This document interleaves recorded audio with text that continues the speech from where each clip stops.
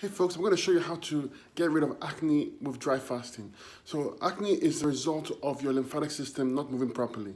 The lymphatic system is the sweat system of your body. It takes all the waste from your cells through the kidneys where it's expelled.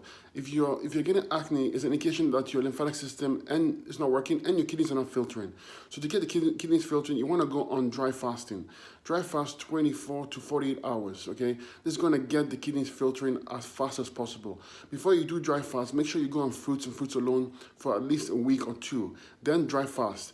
Dry fast 24 to 48 hours, rest two days and repeat. Always break your fast with fruits. And your meal should only be fruits and nothing else. This will get the kidneys filtering, the lymphatic system moving, and then this is going to get rid of the acne. This is a permanent way of getting rid of acne. Okay, acne is not caused by hormones. Occasionally hormones will affect it, but that's because the acids are affecting the glands producing the hormones.